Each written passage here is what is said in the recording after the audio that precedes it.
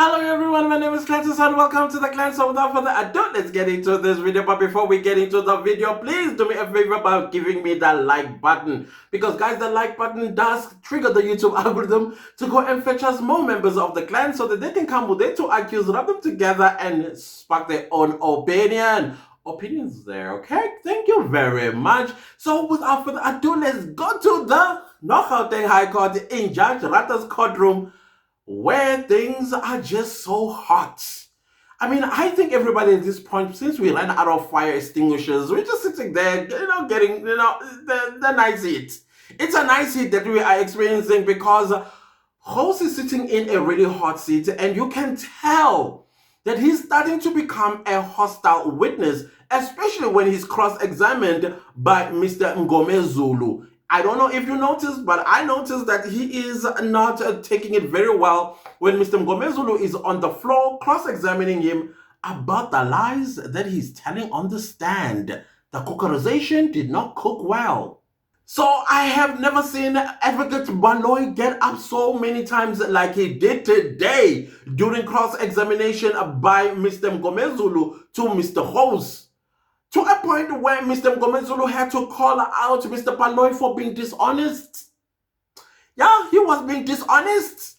And when Mr. Ngomezulu called him out for being dishonest, guess what Mr. Baloy did? We never heard from him again. He was only twitching and turning on his chair, and I was looking at Mr. Sibanda. Mr. Sibanda, who looked a little bit comic to me. And then I'm like, sir, your boss, did you see what happened to him? But they realized, and I'm telling you, they know that now the defense is not coming to court to play games. They are no longer rolling over and playing dead. They came for everything that they've got, including the judge. So I know some of you are like, by Clancy's, we always tell you, do not trust this judge. This judge, he always turns like a chameleon. And yeah, he was back today. He was back to his old tricks, and I was like, I was enjoying you yesterday, though. Why? I don't know if this man is taking some, I don't know, whatever pills he's taking, because I'm telling you, they are changing his moods. They kind of like remind him, and then he forgets, and they remind him, and he forgets, and they remind him. And this roller coaster emotions that some of us go through because we believe in people.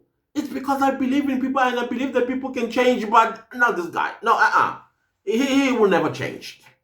He will never change. The way Ratha came back, it was as if he broke out of a spell. Like, whoa, my son, I was attacking you yesterday. Oh, come here to me. I'm so sorry.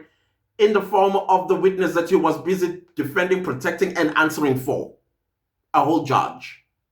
For me, what was very shocking, which was not also shocking, is how Ratha Mokgotleng was manipulating the evidence that was already placed on record by Colonel Host, especially the part about the cell phone contact between accused number 3 as well as Kelly Khumalo.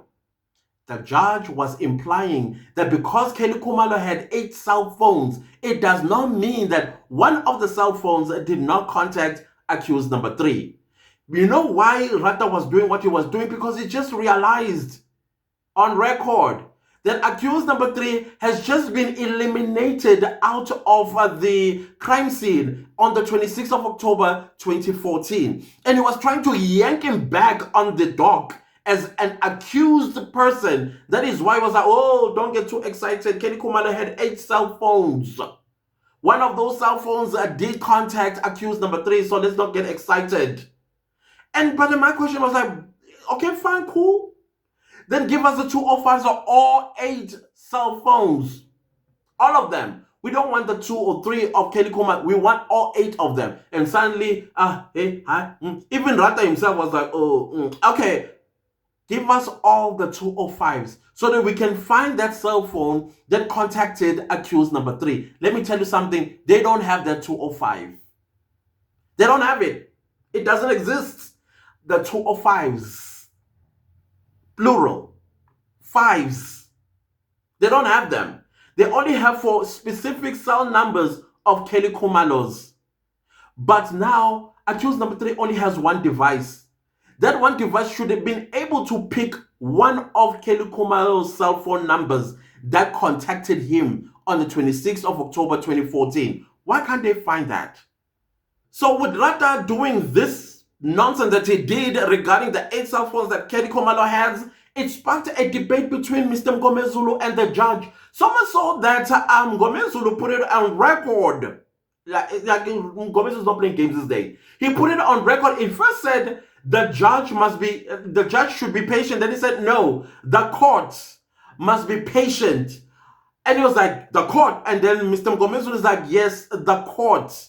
I think at some point, Mr. Ratha forgot that he was a judge in a court of law. And when he realized that Mr. Ngomezulu put that on the record, did we hear from him again during Mr. Ngomezulu's cross-examinations? That's because Mr. Ngomezulu put him in a naughty corner. And you could tell as well when whenever the camera zoomed or panned on Mr. Ratha, he was twitching a little bit. He wanted to say something in defense or answering for the witness, but because it's in the naughty corner, it's on record that he's interfering. He's on record basically trying to imply that accused number 3 is not eliminated. It was quite interesting to see Ratha almost standing up and as well sitting down and almost choking on his saliva because Mr. Ngomezulu just put that on record that he is interfering. Put this in the back of your head. Mr. Ngomezulu was not saying Ratha must be patient. He said the court. He said and then that means a lot to Ratha because it worried him. It worried him. So observing Colonel Jose in the morning before Mr. Ngomezulu called out the judge, he was gaining all kinds of strengths. He was almost even shouting at Mr. Ngomezulu when he was asking him very justifiable questions. And the reason why Jose was getting all this confidence is because he was being enabled by the judge. He knew that I can talk to Mr. Ngomezulu any way I want because when Ngomezulu shoots back, I will always look at the judge and the judge is going to do what? Protect me, defend me, and even answer for me, which was quite interesting to watch. After the judge was put in a naughty corner, guess who lost his volume? The voice lost its volume. Not only the voice lost its volume, but his confidence too when he was answering questions from Mr. Ngomezulu. Suddenly now he was almost like a high school boy in trouble, Mr. Host. Which goes to show that these witnesses, they gain or they may be briefed that don't worry, be nice and cool and calm, the judge has our back. And now that the judge's power was yanked because the court was told it is interfering, that is when the host lost all that power to speak anyway and anyhow to Mr. Ngomezulu. Talk about nipping it in the bud. So just as we were recovering from Mr. Ngomezulu putting the judge in the naughty corner, comes Mr. Ramusipili too and add some salt on the wound that Mr. Judge was licking from Mr. Ngomezulu, and he was told that he has the tendencies of answering for the witnesses. Ooh, Judge Ratha stood up almost like, oh, Ramusipili, how dare you talk to me like that? And Ramusipili stood his ground and said, can you stop it? Ramusipili was close to saying, can you shut up? But of course, he's still a judge, or what's his name, Ratha. And Ramusipili is still a senior counsel. You know why Mr. Ramusipili, I believe he got a little bit irritated with Ratha? It's because Ratha just kept saying, but the witness does not know. But the witness says he's just an analyst. But the witness has answered that question. And yet, when Sibanda spent 2-3 days asking the same question and Ratha not saying anything about that question being asked and answered, but he has the gall, the audacity, the gumption, and the chutzpah to tell the defense that the witness has already answered that question. The witness just told you that he's only an analyst, and yet he does not do that to Sibanda when he does it. I think that's what really ticked off Mr. Ramusipili and said, you have the tendency, and indeed, Judge Ratha has the tendency of always protecting and defending the witnesses, but never the witnesses of the, of the defense when Sibanda busy badgering them with the same question the entire day. It was quite interesting watching Ratha almost clutching at his invisible pearls like, Ramusipili, you can talk and stand up for yourself. Oh yeah, the judge did also once again was reminded to take that naughty corner because Mr. Ramusipili kind of like cruised after that. He was asking questions that he believed that were justifiable in getting the answers out of hosts. Yeah, of course, we did see Baloy get up now and again, and then Ratha is like, yeah, but at the end, it was a futile exercise.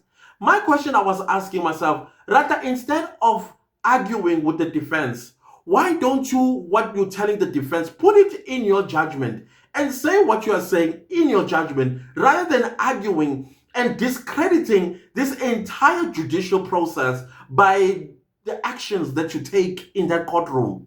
I don't get it. So let's go back a little bit to Mr. Mgomezulu when it came to 11:15. Now 11:15, as far as we've been accustomed, it is that courtroom's time for a short adjournment. Now tell me why the Ratha is refusing at 11:15 for the court to take a short adjournment. And in my mind, I was like, oh, Perry LaBelle has come on stage and she is singing like a canary and saying, we ain't having it. And then Mr. Mgomezulu quickly realized that this judge wants me to argue with him, so it's fine. I will continue with my cross-examination until such time when it's no longer justifiable for the judge to refuse them a short adjournment. I kept watching the watch myself. Exactly 11:44. I think Mr. Mgomezulu was aiming for 11:45 by requesting again for a short adjournment. And then when he did, guess what Ratha does? He murmurs under his breath and says, if you want to go take a piss, you must just say so. And then Mr. Mgomezulu was like, but it's a comfort break. And then Ratha, you could tell that he wants to argue with Mr. Mgomezulu because Mgomezulu is punished for daring to tell the judge that he must be patient. Yep. I don't know if you've noticed, every time that the defense puts the judge in his place, he punishes them when it comes to a short adjournment. But when Baloy does all these shenanigans, at 11, he can go for a short adjournment. At 11:15, he can go for a short adjournment. At 11:30, if he wants to, he goes for a short adjournment. And the judge grants all of them. No problem. But the question I'm asking myself, but the short adjournment as a 78-year-old man, shouldn't they also play an advantage to your health? Maybe you take pills, I don't know. So now why cut off your nose to spite your face by punishing the defense by not granting them the rightful time to go for a short adjournment? Because it's their right to have a short adjournment. It is their right to have a long adjournment. It's not you to determine that. It's only courteous of the defense to ask that they go to a short adjournment because you are the presiding officer. And you need to give a solid, explanation as to why you are refusing a short adjournment. Maybe the court started way too late, but sometimes when the court starts way too late and Baloy is still on the floor, and when he asked for short adjournment, you always granted it. And only the court has been sitting there for like maybe 45 minutes. And then when it comes to the short adjournment, you grant Baloy. But because Mr. Mgomezulu called you out and asked you to be patient, then you are punishing him by punishing yourself as well as everybody that's sitting in that courtroom. Make it make sense. Let's go back to Mr. Ramusipili exposing hosts and the states by being very smart the way he did this. The errors. How many errors did Mr. Ramusipili point out? 3 or 4?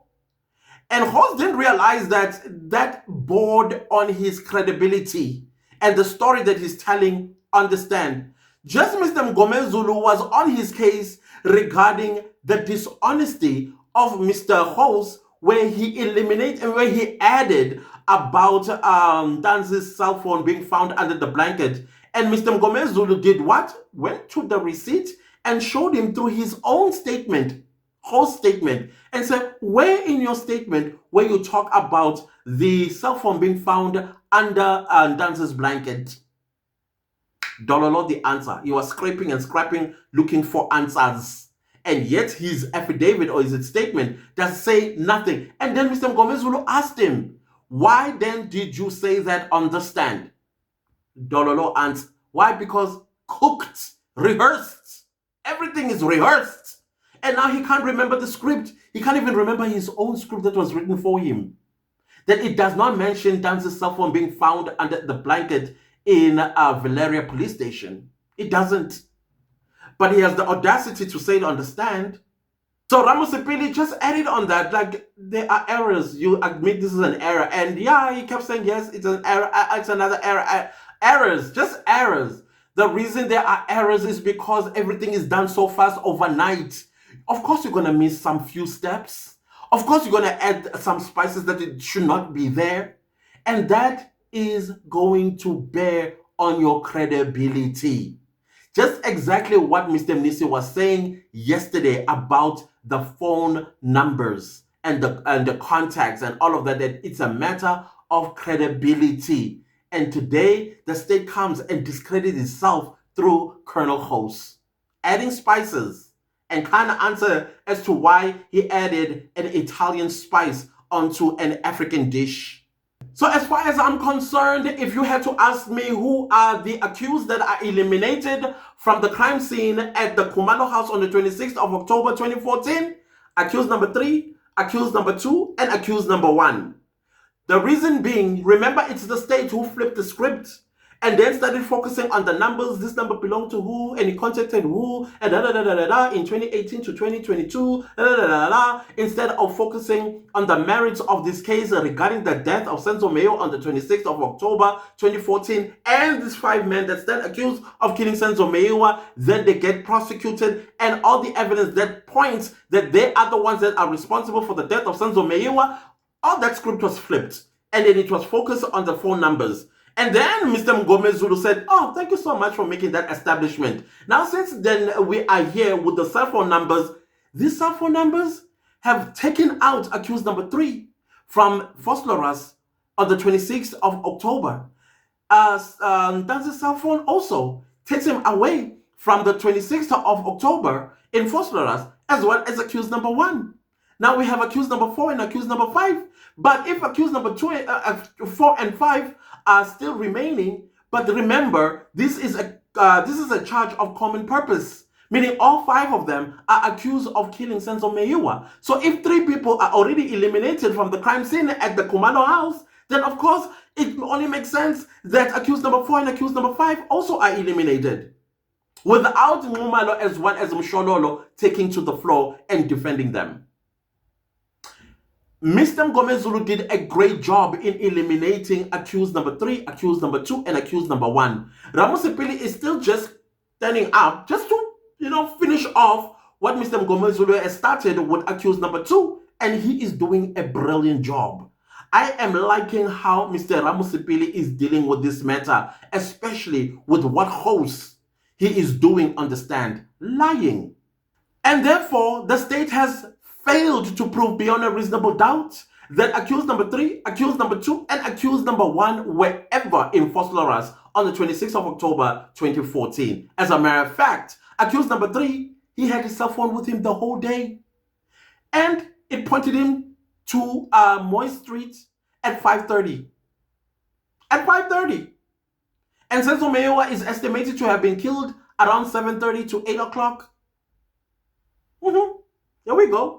So I can't wait for Advocate Ngumalo, Advocate Mnisi, as well as Advocate Mshololo to just wrap this whole thing up. Hopefully, I don't think Baloyi will do it because he didn't do it today. Coming with Section 174, I thought he would be so sensible and say, listen, we don't have a case.